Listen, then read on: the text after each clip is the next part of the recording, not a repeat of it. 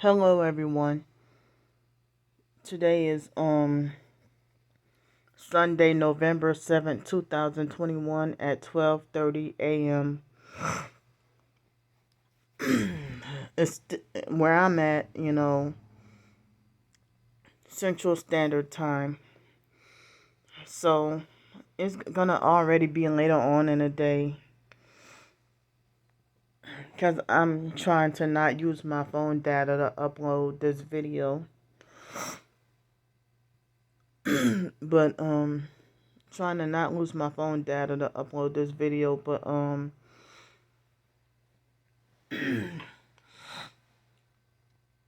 excuse me, it is 12:30, or yeah, 12:30 exact.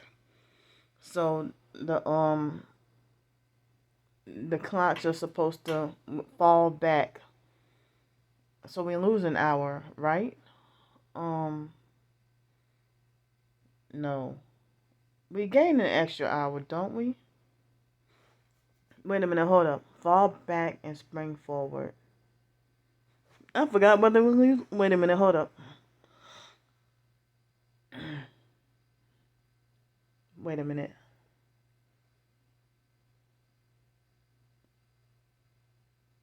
Yeah, so we're supposed to get an extra hour. Like, I guess it's supposed to be 3 o'clock twice, right? Or 2 o'clock twice. I don't know. I don't remember if it's supposed to be 1 o'clock twice, 2 o'clock twice, or 3 o'clock twice. But I think when we spring forward in the spring, it's supposed to be, um, you know, when we spring forward, it's supposed to be, jump from 1 o'clock to 3 o'clock and have no 2 o'clock. So I guess this time it's supposed to be 2 o'clock twice or something. So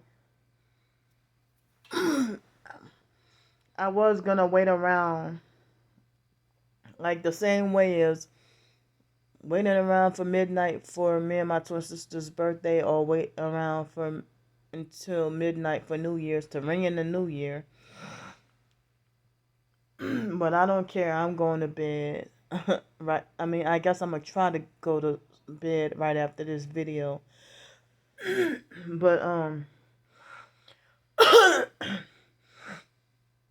I did some praying about my personal issues and some other issues too, but I need to pray again about the Travis Scott thing. Like, that thing got me so bothered and scared to go to sleep like a little 5-year-old kid again. Like, I'm like so traumatized and disturbed and can't get off my mind, what he did. And then as people were trying to, the fans were trying to alert him about the fans were trying to alert him about the emergency, and he just kept that reminds me of Whitney Houston, when for the Grammys, and they kept on partying even after Whitney was dead, and fake ass Clive Davis tried to talk about, oh, Whitney would have wanted it that way. No, she wouldn't have. So if you would think that that um it's just really scary. You know, y'all remember February 2012, and then Brandy and Monica, the singers, they didn't get along that well, but then they came together and did a video to mock Whitney Houston, mock her sacrifice. And so with Travis Scott, he continued to perform And the song Lost Forever, I had to go and look that up. And so he was still performing as people were dying. And I heard people were dropping dead and passing out from heart attacks, and some people were on, I don't know, I heard about drugs, and then I heard a 10-year-old got killed. And so my heart goes out to those victims. And I hope they wake up to the truth. That, and then Travis Scott made a fake insincere apology, like with no emotion at all. Like you can tell he was forced by his management team to make that statement, but he did not sound sincere at all. It sounded like it was rehearsed and like it was fake. So that song Lost Forever, I forgot what the lyrics said, but it had a line in there about the devil. And then he had some symbolism of a whole bunch of demons walking to hell in a entering into a portal to go to hell. I stay away from these newer artists right now. They are hardcore Satan worshippers. And back in the 90s, they had some symbolism, but it was more subtle, and so I mean, you can't even be friends with celebrities because they'll have you sacrifice. Celebrities sacrifice their fans and don't. And now I see what people mean by when they say celebrities don't care about us. I mean, if I could have been friends with Aaliyah or hung out with her, she could have sacrificed me and not gave a damn or felt no remorse. Like I heard Solange, whore Beyonce's sister Solange, blood sacrifice her friend or something like that. So I heard that celebrities are sacrificing fans now. Wow. So, and then they turn around and get sacrificed. Like I heard that Christoph St. John from Young and the Restless. Some people say that he blood sacrificed his son, and then like later on he got sacrificed. But I think the daughter Paris sacrificed him, but Paris St. John, she seemed like she was all cute and innocent and everything. But then once she started to be like a witch and a devil worshiper, that made her look ugly. She ain't cute no more. So, it's like, but then the Bible describes the devil to look very pretty and stuff. And like, Jesus physically wasn't attractive, but the devil was physically attractive on the outside, but such a deceiver. Like whore Beyonce and Shakira having a song called "Beautiful Liar," talking about the devil. So, um, well, um, it's like all these devil worshippers that you see running the streets nowadays, all these Satanists. I mean, I don't get what's the attraction, but I see it. Those people who wear black lipstick or all black and wear black fingernails or all red and everything. To me, that's ugly.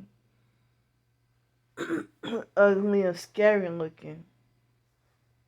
I mean, I want no parts in devil worship and witchcraft and new age and all that. And your average person on the street can be a friend to sacrifice you. You don't even have to be famous.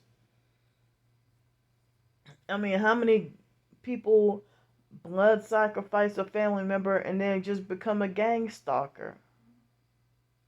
And I heard this thing about monitoring spirits also, with the narcissistic personality attached to it. So, a lot of times you read up about narcissistic abuse, and then sometimes gang stalking will come up too, or community stalking, community mobbing. So, speaking of that, I've been hit with the director energy weapons tonight. And one thing happened, I forgot what it was. But something happened to me tonight. I forgot what it was that they but twice they caused like the forced urination on me. And with the forced urination, there's no warning. You gotta just stop in your tracks and just go run and pee. Or you end up peeing on yourself with no warning. And that's why I've been wearing these bladder pads. So it's like I don't even, and I'm like, I know it 5 minutes ago I didn't have to use the bathroom at all, but now, me having to just stop everything in my tracks and then go run to go pee. So they're starting that back up again. And earlier, off and on, I felt the high pitched ringing in my ear. So, it makes me feel very sad that my twin sister falsely accused me of mocking the targeted individual community. Excuse me. By talking about the director energy weapon attacks when I'm showing y'all my proof about the satellite drones and the gang stalking, but the technological stuff on the phone, I'm not savvy with that, or I'm not that I mean, I don't know how to I tried to download an app in 2019 about the to record the frequencies that they hit me with, but it didn't seem like it was working. So the electronic aspect, I mean, I know what I feel and I know what I experience, but oh wait a minute, I think earlier, for a brief moment, around the time I was showing my online evidence of the gang stalking, I remember being hit in the heart with with the energy weapons. This is not a game. I'm not playing. People are dying. And I think I meant to say that yesterday, or no, it's Friday. I saw there was a lady who had like a bloody face and a bloody shirt from the director energy weapons. And people get, I mean, I don't want to describe it because I'm scared of even talk about it. So creepy stuff happened to us targeted individuals. And targeted individuals are dying, and people still take this thing lightly. Our lives are on the line. Like Friday night, November 5th, I have on film the gang stalkers, trying to deliberately, unnecessarily trying to run over me with their vehicle, like on purpose. And then, like they're in such a hurry, just at nighttime, like you such in a hurry to try to just go to the gas station, that you that much in a hurry that you're gonna take an innocent human's life when I was already walking. You were supposed to yield to me. But then again, you probably didn't even need to go get gas anyway. But I've experienced gang stalkers.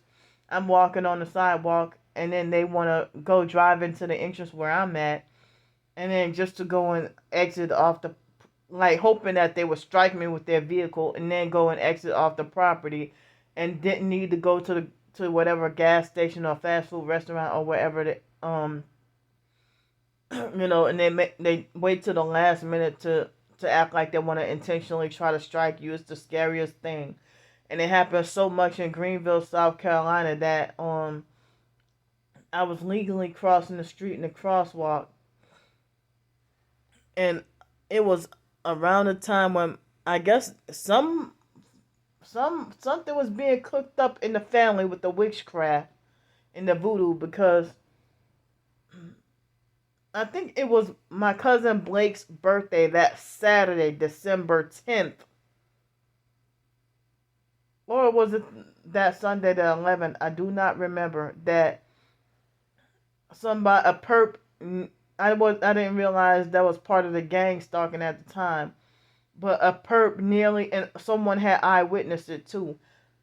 A perp nearly succeeded at striking me with his car, and he made a left turn and speeding so fast. Looked like he was going like 90 into 35 and making a left turn, and he was supposed to have yielded to me, but he nearly succeeded at striking me. And I've had numerous times when these perps would nearly succeed at striking me, and it must have been God protecting me each and every time. It's like really scary. And even, I've talked before about me driving through renting a car, and I drove through the Blue Ridge Mountains in Greenville, South Carolina, and perps kept repeatedly trying to manipulate a way to get me to ride off a steep cliff. They wanted to try to make me nervous while driving through the mountains and riding through a steep cliff. Riding through the mountains, and they wanted to try to maneuver and manipulate for me to fall off a steep run or fall off a cliff, and while they were speeding. So people out here, they freaking dangerous. And the ones who trying to kill you in their cars are the main ones who don't want me driving, who say I don't have the mentality or the sense to drive. But they're dangerous or they treat me like people who treat me like they don't trust me to drive. Like, especially foster and biological family members. With biological family members, none of them really are good drivers, and they freaking make me feel unsafe in the car and drive reckless and drive with alcohol in their system, drive drunk. you know um but I mean, cuz like for when Blake got shot and killed, it was a Monday night, and I believe it was like he was pronounced dead at 11:36, but it could have been at 11:33 at night. That Masonic number, a ritual sacrifice. And it was the Friday night before, early that Saturday morning. I think it was the 10th, and I woke up around 2 o'clock in the morning feeling severe, crazy ass vertigo. And I think my twin sister and the biological brother Mark, they both mentioned that too, about feeling kind of weird, you know. And as I said, I had having dreams, and certain dreams or nightmares and certain signs before, just like I had certain signs about Aaliyah before it happened. Not exactly dreams about Aaliyah, but you know, creepy that I, had a, like my junior year in high school, they had a girl named Alea Hopkins that I think I had Spanish class with her, and name sounds very similar to Aaliyah Houghton. And then my senior year in high school, they had a girl named Cheryl McCoy that everybody said looked like Aaliyah. Then we flew on a plane for the first time, August 2001. Then Aaliyah dies, on our birthday. Like, what the hell? So, but then when the situation with Blake, it was like 2008, I think it was, and it was 3 o'clock in the afternoon, and I was on those psych medications, and I had a disturbing nightmare that Blake died, and I don't know why I had that nightmare, that bad dream in the afternoon, and then I had a bad dream, um, about guns. I don't even use guns. I never touched a gun. Don't. So I had a nightmare about a gun. I mean, guns being held, you know, um, under my bed. And also, I had, I mean, so I don't even know if it was supposed to be either me or Blake to go out, and if we were supposed to both go out around the same time, or, because also, like, before Blake's death, I think it was over that summer, and I had already moved into um, the apartments, the Section 8 apartments in Greenville, South Carolina, and I kept on hearing gunshots in real life, like them shooting at my apartment window.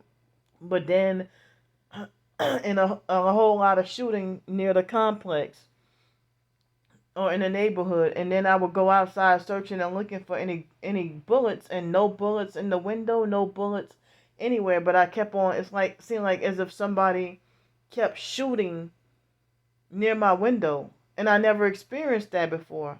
Living in New York, Los Angeles, and then I finally get my place in Greenville, South Carolina. I think it was around July 15th, 2016. I had just moved in there, and like the end of June, June 28th or 29th or something, and you know, dealing with real life gunshots. So I was wondering, I'm brand new here. Why would anybody want to shoot and kill me? But I don't even know if it could have been. I mean, what that could have been. But